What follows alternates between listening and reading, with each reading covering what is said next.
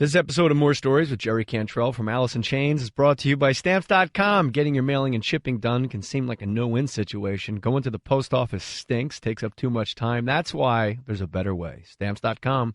With Stamps.com, buy and print official U.S. postage for any letter or package right from your desk using your own computer and printer. Even get special postage discounts you can't find at the post office. Plus, Stamps.com is more powerful than a postage meter. Please.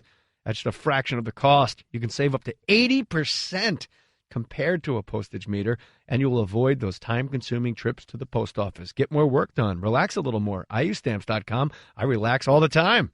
Right now, use my last name, Mohr, M-O-H-R, for this special offer. No-risk trial, $110 bonus offer.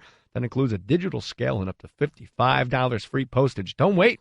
Go to Stamps.com before you do anything else. Click on the microphone at the top of the homepage and type in M-O-H-R, Mohr. Stamps.com, enter Mohr. Identity thieves are shrewd. They're targeting your checking and savings account. They're after your cash, your retirement. Identity theft has become such a serious and complex crime. No one, not even law enforcement, can stop all identity theft. You can't fight it alone. That's why you need LifeLock Ultimate. I trust LifeLock Ultimate to help protect my identity and my bank accounts from takeover fraud. I want you to do it too.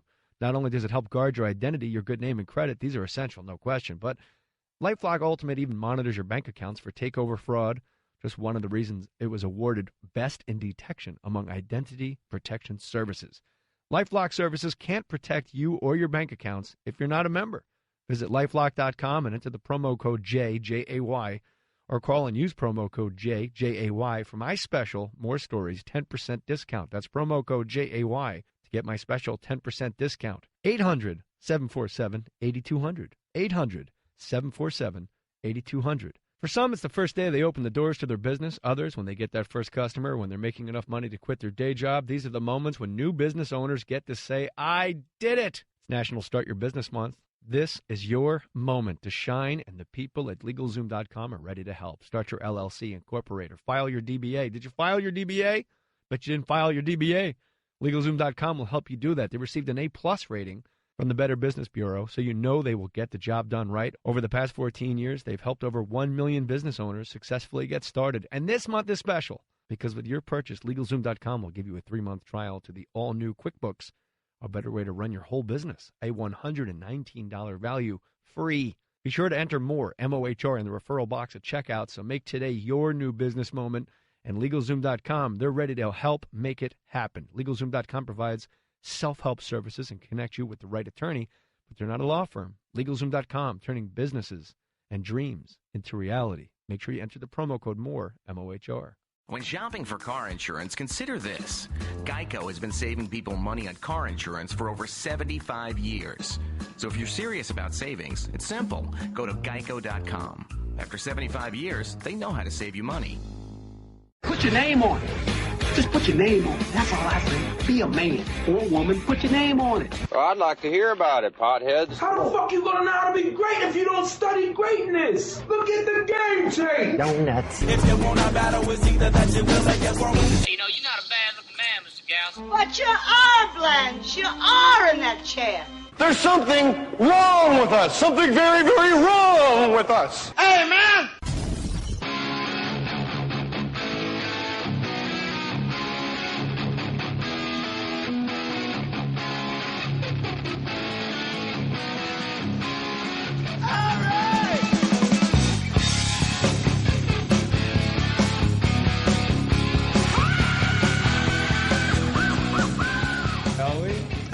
Episode this is? Doesn't matter. Ladies and gentlemen, boys and girls, I never started a podcast like that. Now I know why, because it sounds horrible. It's Jerry Cantrell in the house, frontman extraordinaire, Alice in Chains. Thanks for doing that on my show, by the way, too. But ladies and gentlemen, boys and girls? Absolutely. Yeah. Usually I say, hey guys, go to jaymohr.com for all my tour dates. And you can buy More Stories merchandise. You guys sell a lot of merch when you're out on the road? Yeah, we sell a little bit, yeah. Jerry Cantrell, I met you in New York City at Gotham Comedy Club with our mutual friend Duff McKagan, who twisted your arm to get you in this fake Mustache Studios garage. Yeah, we came out and saw your show. And it was fun. It was a good night. It was a good night, yeah. And you guys went to the Super Bowl together. That was quite a crew. How'd you like to be the people sitting behind or in front of Jerry Cantrell and Duff McKagan? Nobody cared. Everybody was into the game. That's what you think. We were sitting with a ton of other Seahawks fans, so it was all about the team, you know. Do you go to a lot of Seahawks games back in Seattle ever? Yeah, we put in a lot of time. Got to fortunately go to a lot of games this year. You know what I mean? But you go from Studio City, California, all the way to Seattle? Well, I got a place up in Seattle as well, so I go up there on the weekends and we'll catch the games on the run in. And that 49ers game was probably the Super Bowl. You know what I mean? So seeing that in person was pretty amazing. And, doesn't seem like the NFC Championship game my whole life. Seems like that's been the real Super Bowl. Like it was Packers, Niners. Yeah. Or, you know, like you just said, Seahawks, Niners. Yeah. It's always been the Niners, Packers, and Seahawks now are around for a long time. You, I don't think people realize this, Jerry Cantrell, star of the movie Jerry Maguire. Guy in the well, I wasn't Kinkos. quite as big a star as you, but I was peppered in there for sure. I parlayed 40 movies into an AM radio career, brother. You're going in a different direction than me. You're going up like this. See, Super Bowl tickets. Yeah. My team is the Jets, so you had an opportunity to go. You just wanted to come home. That is true. Jerry Maguire, you were the guy, for those of you listening that don't realize, that was Jerry Cantrell of Alice in Chains. Jesus of Copy Matt. You were a copy Matt. You can't say Kinko's legally. And when Tom Hanks, Arnold, Captain Phillips, Tom Cruise. Yeah. When Tom Cruise was doing his mission statement, you were the guy that looked him in the eye and freaked him out. Well, do you remember your line from Jerry Maguire? That's how you become great. You hang your balls out there. Yeah. And that scared the shit out of him. Yeah. For some reason, your line scared the character of Jerry Maguire. I mean, I remember talking to Cameron when he was writing it, and he would kind of ask me every once in a while. I'd see him. You know, he was married to Nancy, and we're good friends with the Hard Nancy Girls. Wilson, of course, of Hard, and Barracuda, Magic. He was Man. asking me what it was like to be a Jerry. Like he wanted Jerryisms and being a Jerry, you know. And I'm like, why the hell is he asking me this stuff? And then he figured out later he was writing a movie called Jerry Maguire. So I think he wanted some pet names, some stories, some taunts, crap like that. Jeremeister. Yeah, right. I thought he was getting in the head of your copy machine. No, he put me in that scene. He told me he wrote that scene for me just to see me in Dockers and a tie. He just got a kick out of seeing me in Dockers and a tie. So. Now you got short hair. You're like a reputable gentleman now. Yeah, you're not the long-haired hippie from Alice in Chains. I probably could fit into Dockers and a tie a little bit better with my current look. Yes. You could. You were on MTV Cribs, but it surprised me because I expected this castle in Seattle with a bunch of Aleister Crowley stuff, and it was on a fucking farm in Oklahoma. Yeah. What the hell's going on here, Jerry Cantrell? That's my ranch. It's the Double J. My dad and I started it 11, 12 years ago, I think, and it's a show that I never was really interested in doing. You know what I mean? Because it's just all rented faux bullshit anyway. And but so it's kind of like the anti-Cribs crib. You know what I mean? It was an actual working ranch, and it's my place. And it's funny. It's funny that you mentioned that because it's something that recurs. It got a lot of play. That people really liked that. And my favorite part was my grandmother kicking a cow in the head. I think that was probably she kicked a cow in the head. She's 80 years old and out feeding cows with me. It was pretty funny, you know. But that's actually shit that she did. So. And you and your dad, is your dad still alive? Yeah, he still runs it. Yeah. And your dad, I mean, this has to be addressed. Yeah, I'm a junior, so Jerry Junior. Your dad's the Rooster. Yeah, he's Rooster. He's the Rooster. He is never Rooster. Going to die. Yeah. I mean, that's. Yeah. You got to understand so something, far, Jerry Cantrell. that's a good thing. Well, yeah, that is a good thing. God bless you, and I mean that from my heart. I'm not making a joke. Yeah. But you got to understand, for me and for the listener, the fact that you're in my garage, there's people that sit in that chair, and I just kind of go, this is really fucking weird. Just saying Rooster, and now I'm thinking of dirt, and I'm thinking of wood, and I'm like, this. Well, he told me Sebastian was here last night, so 18 and 9 yeah, he was fun. I love Sebastian. It's a power block. Sebastian Bach, Jerry Cantrell. Blonde rock guys. Yeah. Blonde rock guys. He was funny. He was good, and he was cool. But your dad, I mean, that's just trippy to most people. Because, pre-internet, you sit around your apartment in 1995, and you're listening to Alice in Chains. Earlier and than that, and you're like, I heard that's about his dad, and then you argue it back and forth on the stoop with your buddies, but it is in fact about your dad. Yeah, that was his nickname in Vietnam. Well, it was actually his nickname before he went to Vietnam. Really? You know, I mean, got up early? Well, no, it's just the way it is in the South. Everybody has a nickname. For example, you know, his name's Jerry, and I think his grandfather gave him the nickname Rooster when he was a kid. He was a cocky little kid, and had the alfalfa sticking up, so it was like a rooster's comb or whatever. That was the dog, by the way. That wasn't me. Dog. I put it but yeah, his name's Jerry. They call him Rooster. My mom's name was Gloria. He called her Sally. My name's Jerry. He called me Ralph. My sister is Sherry. She's Sis. My brother is David. He's Ernk Wilson. So we're here with Ralph Cantrell, whose sister's name is Sis. Yeah. So everybody gets a nickname. So he actually had that nickname from when he was a little kid and then carried it. I mean, he's just been Rooster. Not to turn the conversation back to me, but it's relevant to what we're talking about. Okay. My father-in-law calls my 2-year-old Rooster. Oh, really? Every time. Okay. Hey, Rooster. So that's already his nickname. I swear to God. Where did he get that from? From the song or something else? My father-in-law is one of these guys. Yeah, he's a rocket scientist. Yeah. He's probably not a big Alice in Chains guy. More into Bublé. More into David Foster's Ove. Okay. but my father-in-law, it's Maddie's dad. For some reason, he's like just one of those guys. He walks into a room and he's like you said, like your dad, Jerry. Just lays a name on somebody. Yeah. Yeah, like you were Bobo as a kid. Nice. Yeah, Bobo. Bobo's good. And my sis was Snickerdoodle. My wife was Spanky, Snickerdoodle. Yeah. If you want a cuter one, my mom called me Bears. Jer Bear. There you go. Jer Bear? Jer Bear. Yeah. Why don't we make rock and roll Care Bears, and we can start it off with the Jer Bear.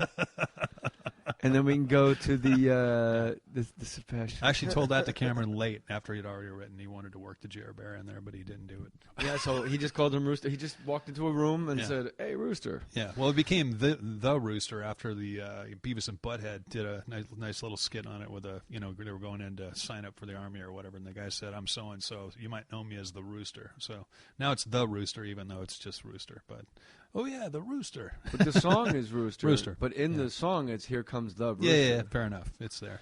But you and your dad weren't really – you didn't spend a lot of time together, did you? Yeah, he's a career military guy. He did a couple of tours in Nam, and I was born in the Northwest where my mother's from, and he's obviously from the South. And they split when I was pretty young. I'm the oldest of 3. So I was pretty much raised, I grew up most of my life in school and with my mother and grandmother, but we didn't really hang a lot till probably my later teen years when I started getting the band together. And you're making up for it now. Yeah. The J&J Ranch in Oklahoma, man. We're tight, man. I respect the hell out of him, and I love him. I've learned a lot from him. He's learned a few things from me.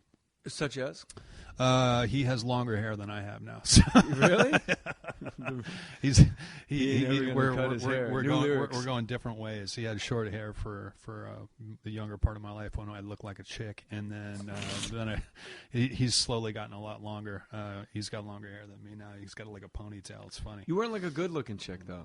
No, well, actually, like the Goo Goo No, I was a good-looking chick for sure. Menza. No. Like, let me.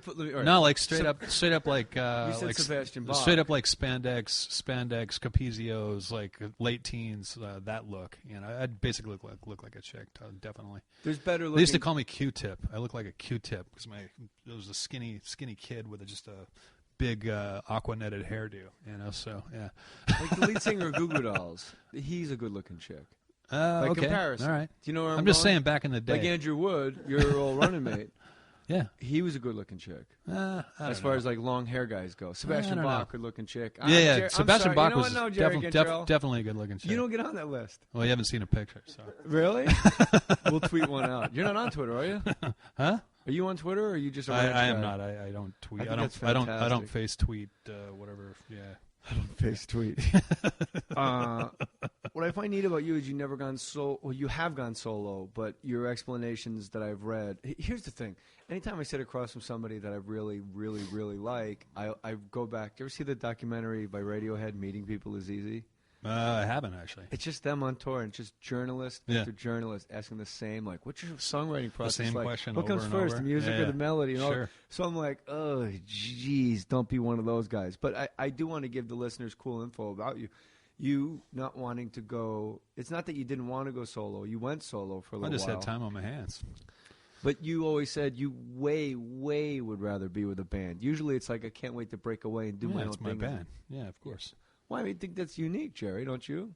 I don't know. I mean, it's it's nice to have other opportunities. I'm really glad that I got the chance to do that. We were just kind of in a down period of not doing anything, so I just kind of took on a challenge of something that I hadn't done before.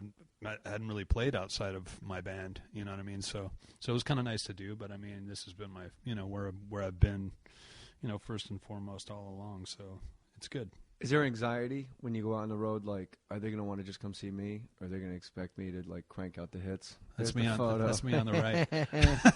Yeah, you do it, chick. That's the first, man. That's way early. That's Diamond Line. Hell yeah, dude.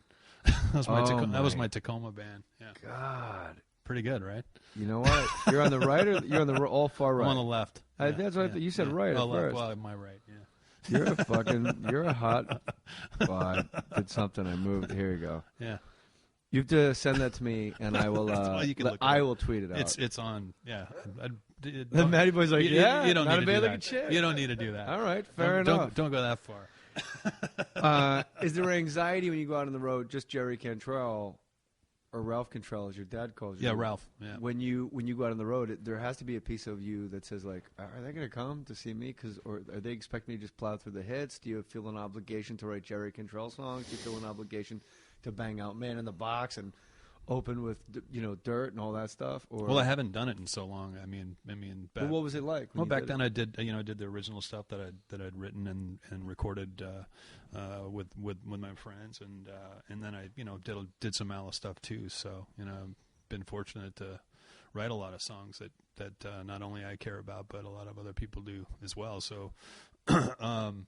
Yeah, and I haven't had. I mean, we've been working as a band again since 2005. So I mean, I haven't really had the. I'm leaving on Sunday to go to Australia. We're on tour for the rest of the year. Everybody goes to Australia. Yeah. It's amazing. Yeah. That's where the money is, I guess. Yeah, it's okay, but I mean, the travel's kind of cost prohibitive as well. It's more about getting someplace you haven't gone in a while to play to people that want to see you. I like that. Yeah. I got a lot of tweets when people found out you're coming over. Apparently, Calgary, and people want you to play Philly, and they're like Harrisburg and naming like suburbs. Like that shit doesn't count. You got to come to like Philly proper and come back to Calgary. No. I'm like, I'll pass the message along. Yeah. Well, we're gonna do. Let's see. We're starting on Australia. We got 7 shows through Australia. 1 show in Singapore, 2 shows in Japan, and then we'll do a spring run throughout the States. We've got some European festivals with Metallica in the summer. I think we're going to do another couple-week run across Canada after that, and then maybe... That's with William Duvall on lead vocals? Who's doing lead vocals? Yeah, we both sing, yeah. Okay. Well, I know you and Lane always sang together. Yeah, same deal. Yeah. Yeah. But, I mean, you've had a lot of... There were a lot of guys that sang with Alice in Chains, maybe even for a moment, at least, of course, 2 stories that I have a Maynard James Keegan, True or False? Sang, he jammed with us at a gig or 2. All right. That was probably our first gig back, actually. Mark Lanigan? Yep. Some of these fit to me. Some of these really don't fit. Yeah, well, and some of these are the most intriguing. They're names not really, we weren't really thinking of like moving on with, we were just kind of feeling it out. Those guys actually jammed with us when we just got back together to do a charity show for the tsunami benefit, and we put together a benefit. It's the first time we played together since Lane passed. So we invited some friends to do that with us. So when you have like Lanigan doing Alice in Chains songs, do you break it up and say like these 3 are yours, or these 2 are for Maynard James Keegan, or is it like separate shows? I think Ann sang a couple too, and Ann Wilson. Yeah. And we had Phil Anselmo did some stuff with us, and Hetfield and William Hetfield played with us when we were already kind of reformed. Yeah. William Duvall. I got a list here. Billy Corgan. What songs did he do? Yeah, Billy play. What song did Billy play? I think it was Down in a Hole, actually. Yeah. And did he do lead vocals and guitar? He's an odd job, but he's one of my favorites. Yeah, he's very unique. A lot of work. He puts in a lot of work. When I go see Smashing Pumpkins live, the old ones, not the revamped one, I'm not sure what James Eha's doing over there in the corner. It looks like Billy Corgan's doing really the heavy lifting with lead, rhythm, and vocals. Yeah. Do you get that sense when you watch other bands? I I don't know. I mean, I guess I've never really paid attention. I'm paying so much attention to my band. I don't pay that much attention to others, I guess. It's weird. A band like Alice in Chains with Lane Staley being such a magnetic frontman, people, I don't think, realize how much work you're doing on a night-by-night basis, and especially in a studio. Like, you write these songs, and you do co-vocals with them, but Lane's voice was so distinctive. Mm-hmm. Did that ever bother you, that Lane got the...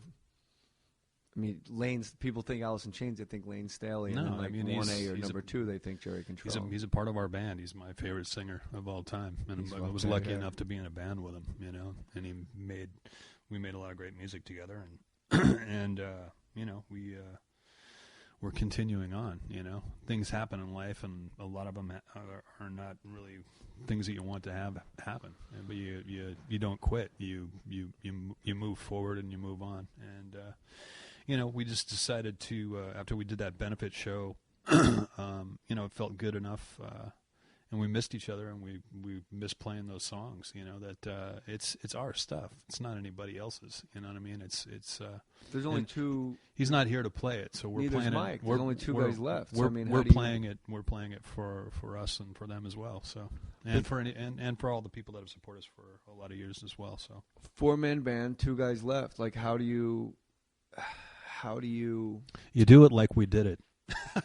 But I mean, we're doing it. Okay, but I mean, that's a high wire act, because you could bring a guy in, like it one night is. Scott Whelan could come in, and all of a sudden you're like, oh yeah, this isn't working at all. This is not what Alice in Chains was about at all. You can do it like you always wanted to do it. But I mean, how is there any type of safety net, or is there a vetting process? Or well, I think it's like anything else. We operate the same way we've always operated, and we just make it up as we go along. But I don't know what that is, Jerry. When you say that, it seems like corporate speak. It seems like a coach in a post game. I'm trying to tell you. All right, I apologize. Go ahead. I mean, you just make it up as you go along, man. I mean, we're doing what feels right. We've been lucky enough to make a lot of music that like I hate to repeat myself, but that's what it is. It's music that we like, and as fans, and it's also music that a lot of people care about. You know, the circumstances of our story are known, and they are what they are, and I'm not ashamed of any of it, and I don't really dwell on a lot of it either. You know what I mean? It's like I'm more concerned with where we are right now and where we're going. So, and that's kind of one foot in front of the other, looking ahead, and that's led me to be here where I'm at right now, and it's a pretty good place with my band. And you're going to Australia. We're going to Australia. That's Mr. a pretty Duvall good place. From Neon Christ. Yeah. It's pretty. He's the real deal, Mr. Duvall. He is a good guy, and he's he's a important addition to the band, and it's been fun. If you could play with anybody tonight, who would it be? Tonight? Right now, like the Roxy, it's you and one other guy, and just a bunch of session guys taking up the time. I don't know. It's been a lot of years, but I only got to really actually kind of play with them once, and he kind of sang on probably Cornell. It'd be cool to do something with Cornell. Nice. Yeah. When's the Mother Mud Pearl Garden, Alice Mud Garden, reunion going to get together? Yeah. Do you guys ever talk about just doing a Seattle splash? I mean, it seems like if Pearl Jam, Soundgarden, Alice in Chains, like if all Mudhoney, if all those bands, you guys could do your own Lollapalooza. It'd be a good show. Yeah. A good show. It would be a good show. It would top Lollapalooza if you guys would all have your accountants and lawyers get your acts together. Yeah. Well, I mean, we've all done gigs with each other in one form or another. Recently, we just did, we did a few gigs with Soundgarden last year, I think 3 or 4 gigs, and did a few gigs with Pearl Jam as well. I don't think we've ever played with Mudhoney. I love those guys as well. I love Mudhoney, and I talk about them a lot whenever I can. Why does why does a band like Mudhoney, like you guys popped, Nirvana popped, Pearl Jam, Soundgarden, there's a lot of bands that popped, and then there's a lot of bands that didn't pop that I'm like, that's fine. They didn't really like them that much. But then you listen to Mudhoney and you're like, how the fuck did these guys not cash in? Like they're as good as any of the bands we just said. Absolutely. Yeah. Like, what is it about it? Like I don't know. I mean, they've always been one of my favorite Seattle bands, and like a quintessential Seattle band. One of the. So. I mean, it is radio friendly as much as Dirt. I mean, or, as much if you play "Touch Me, I'm Sick" or stuff. I mean, you can. It's not like it's this crazy thrash that you can't get into. No, I yeah. mean, Nirvana put "Rape Me" on the radio. Well, I think there's a lot of like intangible stuff, like in life. You know what I mean? There's a lot of things that line up for people that you could take two equally talented guys, maybe that put the same effort in, and maybe there's two markedly different outcomes. You know what I mean? So, as far as them being, they are what they are. I think they've always been, in my opinion, and maybe I'm wrong, but I mean, they've always been really proud of being like the kind of like ultimate garage band. You know what I mean? Kind of in a way, and I dig that about them. And no different than any of us. It's just that I think things. I think a lot of there's a lot of hard work and talent, of course, but it's a lot of timing and luck as well. I think just to where you end up. I saw Pearl Jam at I think it was the Paramount, and Mudhoney opened, and I skipped it, and then I sat through Pearl Jam, and it was great, and then the encore, Mark Arm came out. Most of Mudhoney came out. The ones that were willing and able came out, and they did Sonic Reducer with Pearl Jam, and I was fucking knocked out of my shit. Yeah. Like, who are these guys? Like, one song. Like, 1-7, and I remember Mark Arm goes, "This is what's called in the business as a jam," and then they went into Sonic Reducer, and I'm like, who's that guy? What's his name? Yeah. Now go to the record store and buy everything Mudhoney ever did. Yeah, that sounds exactly like Mark. It was great. He's a badass. Yeah. You guys did one of the best unplugs I'd ever seen, and I don't think anybody knows like what the phone call's like. Who calls you guys, asks you to do unplugged? You guys were together a while. I don't think you were together for a while before unplugged, were you? Were you guys apart for a while? Yeah. Well, when was unplugged? Was that like 90? I don't know if that was 96. Does that sound about right? Something like that. Yeah. We'd passed on it a few times actually. Why? Even though we have a really strong acoustic side of the band, and we kind of established that early on with Sap and Jar of Flies, and it's been a side of the band that we made a conscious move to definitely kind of show to people. A lot of people weren't that happy with us for doing. Actually, that after that first record, we had these songs that we liked, but it's definitely nothing like Facelift. You know what I mean? And you mean like Jar of Flies? No, I mean like Sap. Sap was the first Yeah. acoustic EP we did, and it was between cycles, between Facelift and Dirt, and it was something that we wanted to put out there, but we put it out there with no fanfare at all, no ads, no nothing. We just actually slipped it into the record stores for kids to find before we did another record, right? Which was pretty cool, and I don't think anybody had really, not too many people had done that before, and it was, and we were specifically asked the record company not to do that. Just put them in there, just stock them in there. It's a little present for people to find who care about the band, and it had kind of a cult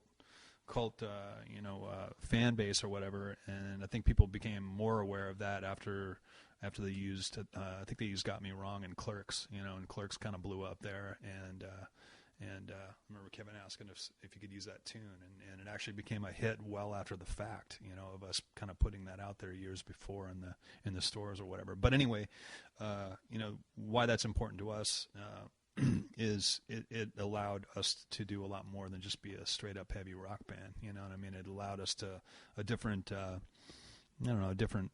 different voice, I guess, and a different kind of field to play in. You know what I mean? So we'd been offered the unplugged thing. I mean, a bunch of bands had done it. And, why did you turn it down? I don't know. It just didn't feel right at the time.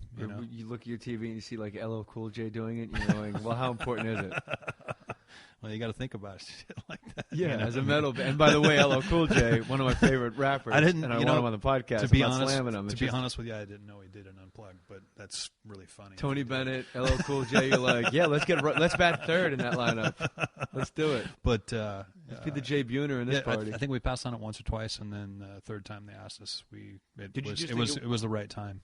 We had a lot more stuff to play too. So. Did you just think it wasn't cool? Did you think it was a waste of time? No, I didn't think it wasn't that cool. We're a mess. We're not going to be able to get this shit together to play acoustic. No, it's kind of just like when I was saying before.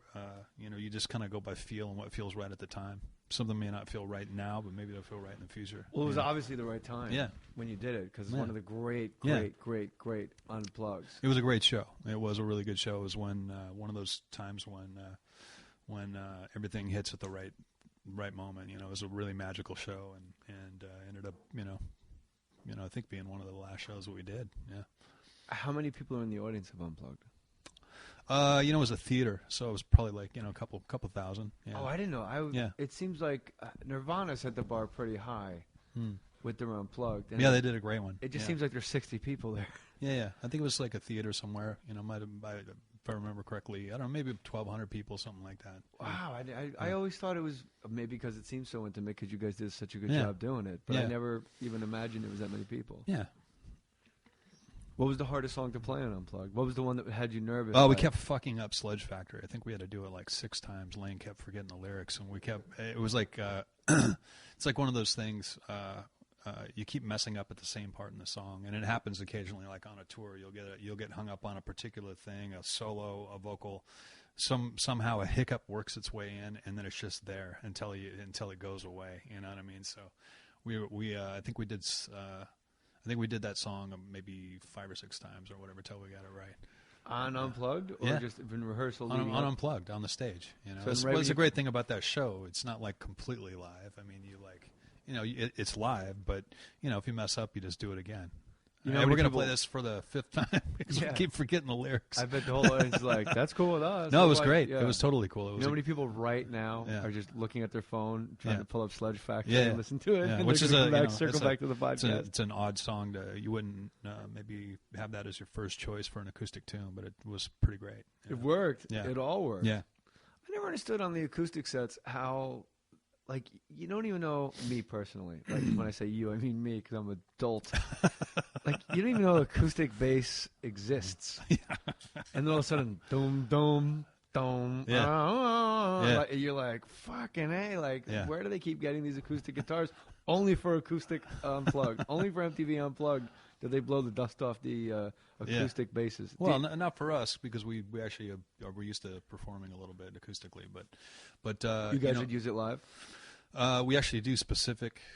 We've done specific acoustic tours where it's just us acoustic, and we probably will do some. We're planning something a little special for the fall that might involve some of that again. But on our last record, I think we did that. We did like a good. I don't know, maybe 5 or 6 acoustic song set in the middle of the rock set. So it's something that we're well versed in and do.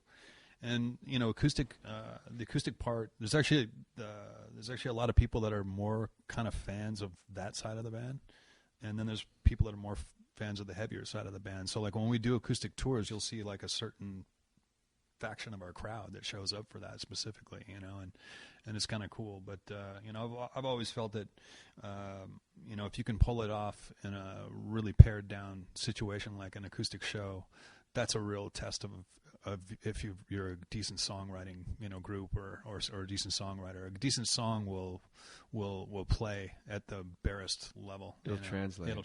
Yeah. I guess I'm right down the middle with Alice in Chains because obviously I love Dirt and Sledge Factory and all, but like Jar of Flies, just I want to travel south this year, like just that lyric every time I just go, I like them both.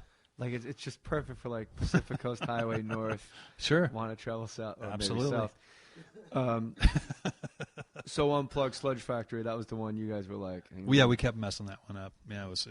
But do you get to a point where like, well, who cares? We almost gave it up, but we tried it one more time and it worked, and that was Yeah, we almost moved on to another song. And then once you get over that hump, does everybody feel like more loose and more fun, like it's a victory, or is it just it's in the rearview mirror? It doesn't matter. Our vibe always is kind of loose, you know what I mean, and it's a good time. And in that particular section, you're taping this show, so there's a lot of dead time between takes. So you're bullshitting with the audience and stuff. It was kind of a fun vibe the whole show, How was Eddie Vedder as a roommate?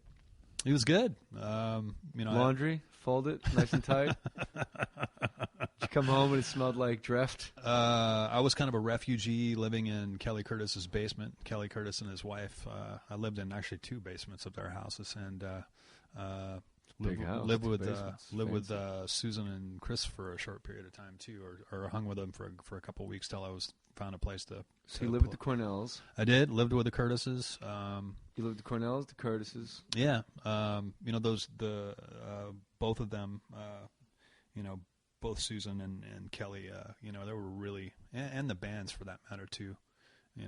Seattle's it's a big small town. You know what I mean? It's a city, but it's like a small town, man. Everybody knows everybody pretty much, and all of the bands helped us out quite a bit when we were starting out, and we were able to return the favor as well. And Susan and Kelly, Susan had Soundgarden, and Kelly had Mother Love Bone, which later turned into Pearl Jam, and they joint managed us. So it's like a family type situation.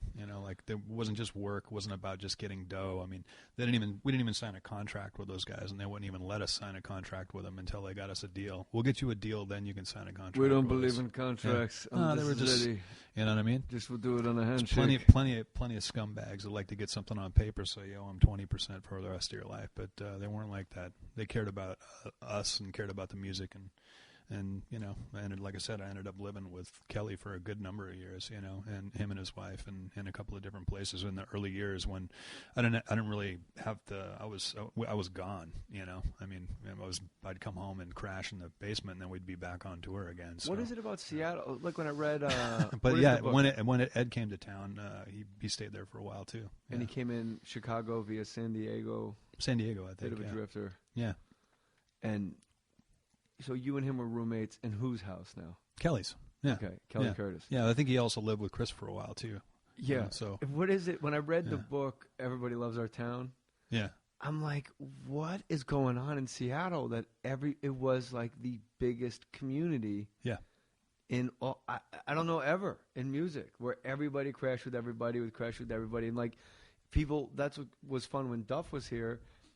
Like, I don't think the listeners realize, like, Duff was a punk. He was a Seattle. Oh, absolutely. He was in the Farts. The Farts. He was a fucking. I love that. And he's the only guy in the Farts where Fart wasn't his last name. He's like, my last name's not good. Like, that's where he put his foot down. Yeah. Like, I'll be lead singer. Well, I think that had to do with his mom. I was asking him about that over the Super Bowl. He's like, my mom hated that, man, so bad. The Farts? Come on, can't you call it something else? The Farts? You don't understand, Mom. And people were, like, bummed out when Duff came to L.A. and did, I guess in the book they call it butt rock. Yeah. The hair metal stuff. Like, they were like, Duff. It was almost like the hot chick that started dating, like, an ugly guy. Like, Duff is in Guns N' Roses? What? Yeah. Duff's in a butt rock band?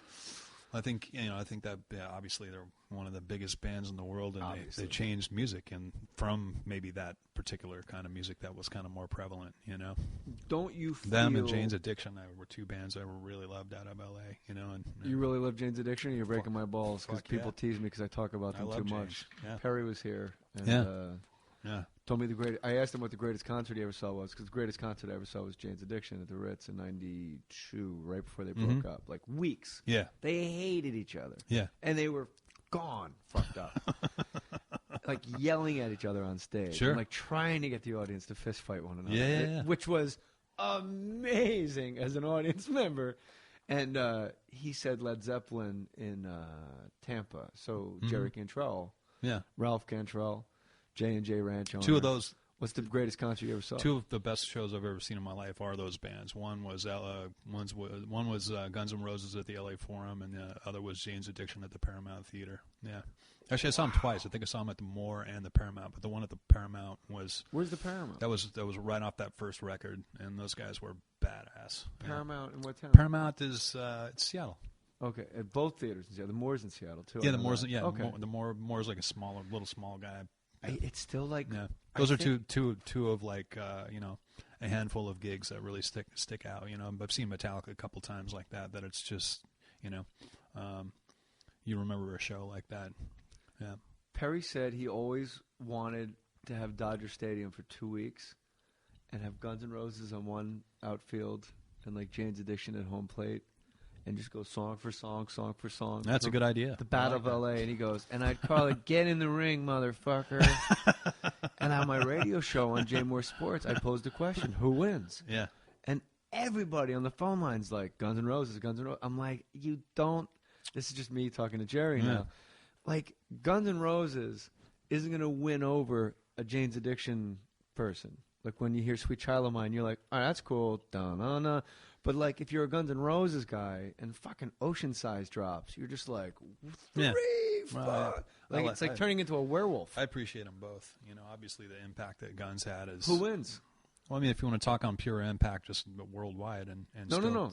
Dodger Stadium, 2 weeks, song, back and forth for the Battle of L.A. Get in the ring, motherfucker. I'm not like a favorite type guy. You've changed, man. I don't have a favorite. I've never had a favorite. What happened to the guy that told Jerry Maguire, you got to put your balls out there? I'm having balls by standing up to you right now. Trying to bully me in your garage. A list bully. I'm known as a list bully. I think they're both badass, and I think it would be cool to see. Listen, Ralph, here's the thing. Eddie Vedder was a good roommate.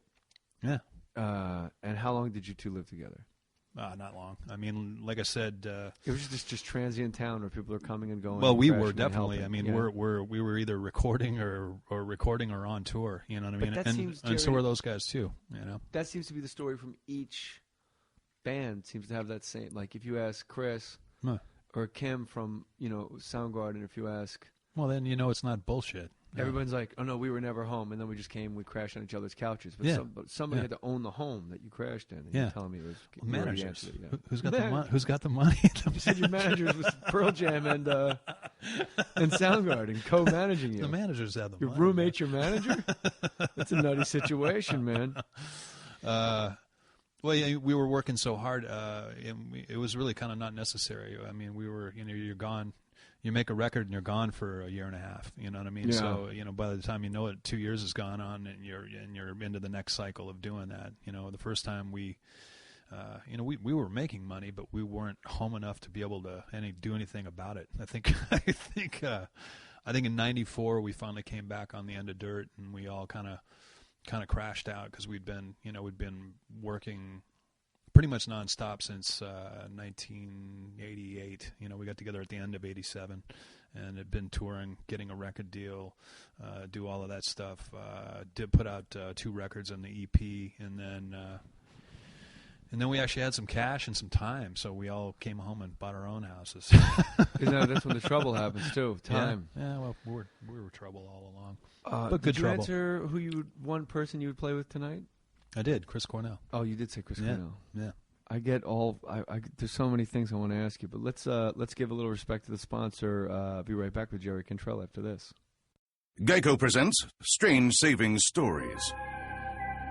Astronomers detected an interstellar transmission. It stated, Geico, 15 minutes could save you 15% or more. The implications were staggering. Was the cosmos telling us we could all save hundreds on car insurance with Geico? Or did their radar merely pick up a signal from the nearby Rufus and Clyde's morning show? We may never know. Geico. 15 minutes could save you 15% or more on car insurance. I'm not sure you've heard, but the IRS is under a strict mandate this year to collect. If you owe back taxes, listen carefully, because their army of agents is ruthless. They can levy your bank accounts, garnish your wages, even take your home or business away from you. This is serious, but I have a good solution. Call the only people I trust to help you, Optima Tax Relief. I've met with these people, and trust me, they'll get to work immediately to protect you from aggressive IRS collection actions. Be sure to ask about their Fresh Start initiative when you call. It's a limited-time program, and one of the biggest breaks the IRS has offered in ages. You could qualify for a settlement that is much less than before these changes. Nobody knows these tax relief programs like the experts at Optima Tax Relief. One quick call is all it takes to get started on resolving your tax debt. Optima Tax Relief is fully accredited by the BBB and offers a one-of-a-kind money-back guarantee. Don't wait till it's too late. Call Optima now for your free consultation. 1-800-405-8313. 1-800-405-8313. Optima Tax Relief. All right, Jerry, I got a few questions for you. Who owns the three-legged dog from the Alice in Chains album cover? Whose dog is that? I'm not sure whose dog that was, but there's 2 dogs, actually. There's one, the dog in the Grind video is another three-legged dog, and then dog on the cover actually had an agent. He's from L.A., had his own agent. I didn't know that there was a three-legged animal union in Los Angeles, but they're I guess hot right now. I guess there is. So, so you had to hire a three-legged dog? We hired that was just something we hired a three-legged dog and actually did a photo shoot. Sean came down to oversee the photo shoot, and we actually didn't end up using it. We ended up using a fax of a three-legged dog that we thought looked grittier. Lane and I liked it better, so he was always pissed about that. Yeah, because you had to spend money for the we spent money for the other shoot. three-legged dog. Yeah, and then there's a three-legged dog double. Actually, well, technically, there's three-legged dogs, and there's the one that Sean did the shoot for the album cover that didn't make it. There's the one of an example that's like a fax that we got, the black and white granny one, which is on the album cover, right, which Lane and I like better. And then there's another different three-legged dog in the video. So you know 9 legs of dogs. This is true. Yeah. Who is Alice, and why is she in chains? Ann B. Davis, Brady Bunch. Yeah. Really? No. I'm such a dick. Not at all. You had me, Cantrell. I was like, really? Although we put her on a T-shirt once in the early days. It's, because people were always asking Alice, so we used all sorts of Alices. Yeah. So I just asked a question every douchebag journalist ever asked. But I'm not a journalist. I'm a comic that has a podcast. But how does the name of the band come about? The legend goes, you mentioned, my band. I grew up in Tacoma and Spanaway, and I lived out a little bit further south of Seattle, and we were all from little parts of outside of Seattle. Most of us were south. Mike was south. He was Burien. I think Sean was Renton. I was Tacoma, and I think Lane was like kind of Bellevue, Kirkland, a little east. But anyway, he had a band called Alice in Chains as well, but it was had the N in there, like Guns N' Roses. Who's this? Lane. Lane. Okay. Yeah, he had a version of a band. Alice in Chains. Allison Chains or whatever. But the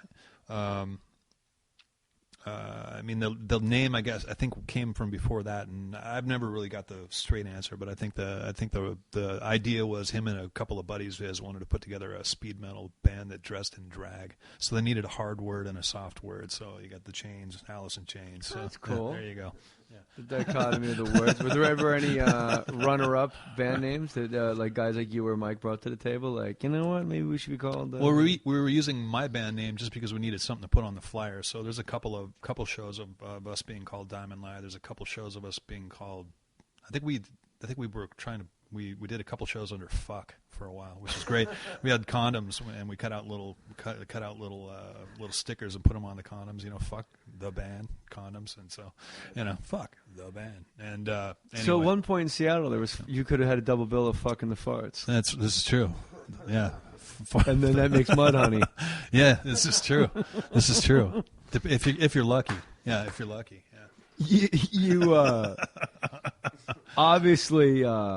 We ended up using Lane's band. We were like, well, let's just use that. That's a cool name. We'll just put in there, Alice in Chains. That sounds right. And he's like, I don't know. I'm like, it sounds good. You're fighting over a vowel. It's better than what we got. We couldn't have an N there because Guns N' Roses had it. So right. You know what I mean? But just the fact that there was pushback with in. It's got to be instead Alice of the letter N. N. It's got to be Alice in Chains. There's literally an argument over a letter. Yeah.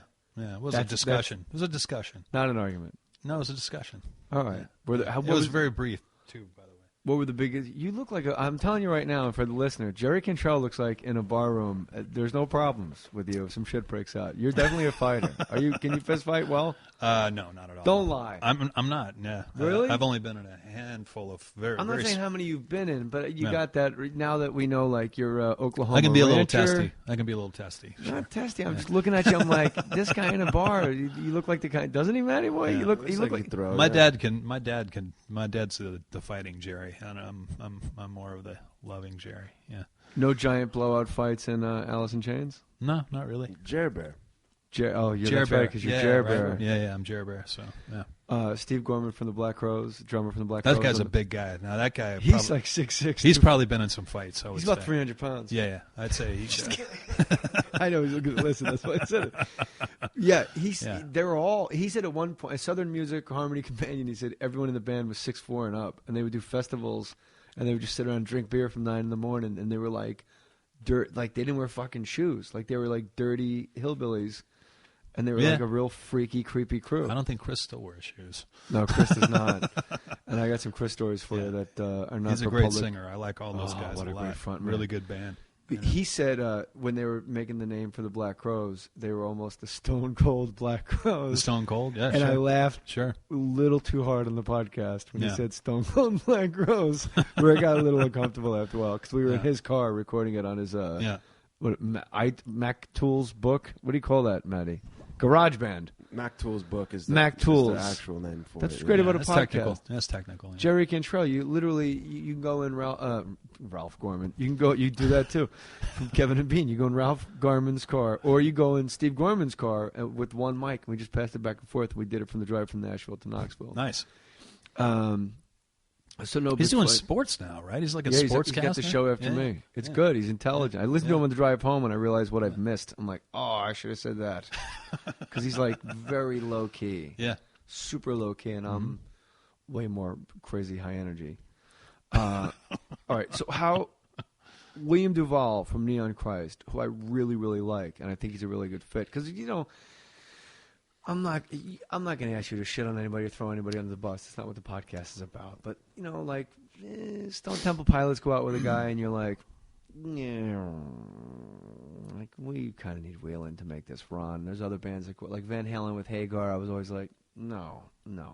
But you guys, it's working. We're going to go through this again, huh? Okay. And you can't, I'm just saying you can't replace Lane, but you got a guy that gets it. And plays, but you just said exactly the same thing. You can't replace him, and we had no interest in replacing him. We just I'd known William, and he had played with me on my second solo record tour on Degradation Trip, and I basically kind of absorbed him and his band into my touring band, and so we'd spend a lot of time playing, and I always thought he was a really talented guy, and it wasn't like some big master plan. Like I said, it's something that just happened. I almost did a walk in there. That was happened. It just happened. I said, look, Neon Christ. What if it's Neon in Christ? Did he have to? How many auditions does he have to be the lead singer of Alice in Chains? One. Yeah, just one. We had him down. He jammed with us, and he's been with us ever since. And there were no other guys. Were there any other guys? Not really. No. No. There's not a moment you're on stage with Scott Weiland and you're going, wow, no. this? No. That was a quick no. I got a call. From Weiland. He's looking for work. Well, I mean, there was a discussion from his end, I think, about it. But is his voice? We're I mean, I don't just trying to put it succincly. I mean, it's just. It's literally that simple, man. We operate the same way that we've always operated and like a kind of a fun attitude. It's we make music that we like to make, and we wanted to see if we could do that again. Simply based on the fact of we really felt shitty about what had happened to thousands of fucking people, that got killed in that tsunami, and as well as the outpouring of a lot of other people across the world. We put something together to raise some money. That was it. It wasn't to reform the band, so it was a good thing that we got together to do. You know what I mean? We were giving back just to make some money. And in the process of doing that, we did something good for ourselves too, because we got to stand in front of the people who dig us, and we got to stand with each other and face up to our reality and move forward from there. So that's what we did, and we're still doing it. It's amazing to me, Jerry, a guy and an entire scene that grew up sleeping in each other's basements and off the altruism and goodwill of others. It was a show of altruism and goodwill that actually pasted Alice in Chains back together and got you guys up and running. It's a good thing. That seems very poetic. It's a good story. It's a good story, and it's a real story. Yeah. There's a, I'll talk about grinding gears to a different direction. There's a porn star named Alice in Chains. Yeah, I heard that. Yeah. And does she still work? That was years ago. I'm not a big porn guy. It's probably not good porn if it's still. I think she was around like. Matty boy, just fire that up. I don't know. No, we already had a guy. Daryl Wright was on, and we made him watch a video of a guy getting fucked in the ass by a horse. Nice. You You're like, I'd rather watch that than Allison Chains. We had we had that guy that died was up in my neck of the woods. Mr. Hands? No. Well, you remember hearing about that, didn't you? No. Or some guy somewhere. There was some farm. Go on. There's a documentary about it. God, I can't even remember the name of it, but it's from Washington State, and there was some ranch somewhere that people used to go up there and bang horses until a guy got fucked to death, and then they shut it down. It took a death. I can't believe you don't know about that. No, but I'm going to look. You've never it up. heard that Maybe before. It's the same guy. It might be Mr. Hands. It might be the video of the dude who died. Yeah. Yeah, well, if the dude died, I can't believe there's that many guys that died by getting fucked by a horse that people know about, so it's probably the same dude. You think there's more guys that died by getting fucked in the ass by a horse, or more three-legged dogs on album covers? Well, we used 3, so I don't know. So, I mean, how many guys do you think I don't know. Took that high hard one? One's enough. That's not a bad opening act. One's enough. One is enough, and it's plenty. How'd you like to be the desk sergeant that night when you get that call? Could you come out to the J&J Ranch in Oklahoma? My son just got fucked to death by a horse. Thanks for putting it on my ranch. I appreciate it. Well, I just want people to know that you're a rancher. Yeah. When you did MTV Cribs, did you go, because they always point to the bedroom and they go, this is where most of the action happens? This is really funny that you said that, because my sister just sent me this photo 2 days ago when it was snowing there. There you go. In Oklahoma. Okay. Sis Cantrell, just this second, sent Jerry Cantrell a picture of a horse with what appears to be about a 14-inch cock swinging on the ground. It might be longer than that. Might be. It's snowing. Believe me, I'm an expert. That's 14.2 inches. Cold. It's got to be a little cold. That's right. It's shrinkage. I didn't know the horse is worried about shrinkage. The horse is worried about shrinkage? I don't think they're worried about anything. Except when's that guy coming up where I can fuck him to death? Alice in Chains is going to Australia. Between the horses they're hanging out, and one of them says to the other one, I always hated that fucking guy. Yeah, I bet. They probably brag. I put in a little extra. I always fucked that guy so good. I always fucking hated that guy. I fucked him to death. Scoreboard. Where do people go for Alice in Chains tour dates? Is there an entire Alice in Chains? Oh, yeah, AliceInChains.com. So just because you're not social media guy. The band is. Yeah. The band is. Yeah.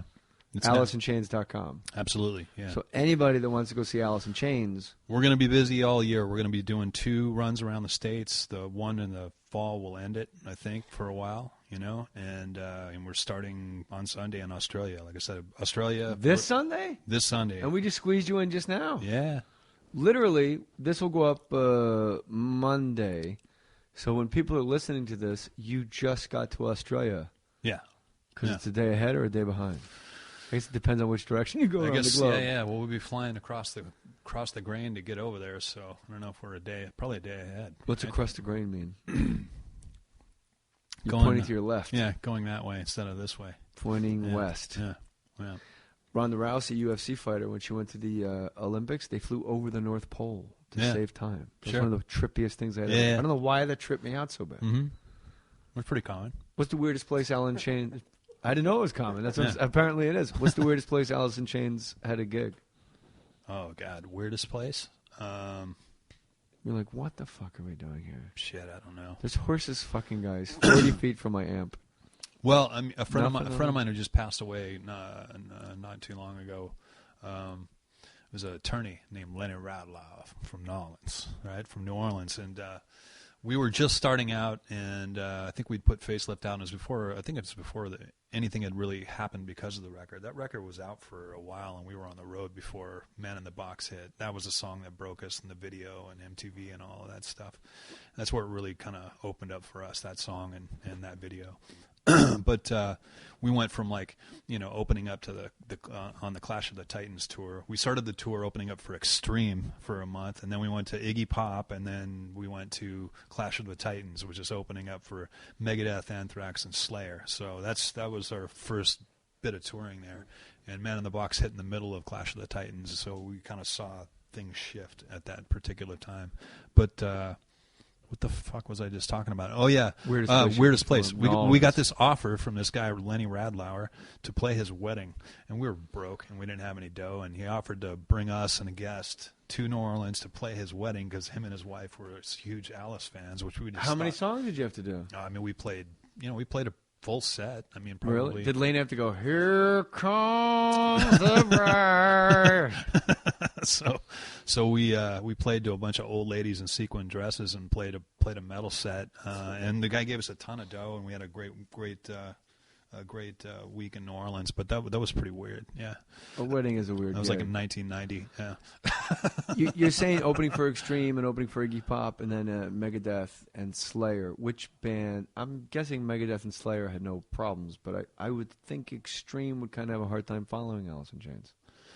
Well, was there a band you noticed ever? More Than Words, dude. Come on. More Than Words. Well, they better open with that shit and do it in the middle and close. All I remember about that tour is they were not happy with us because we drank a lot of beer and spit all over the stage. And Gary was another guy like Chris Robinson who didn't wear shoes, and he didn't like that. Why don't these guys wear shoes? I don't know. Put some shoes on, man. There's always a fucking carpet. We wear combat boots, just in case anything goes down. You're all purpose, all wear.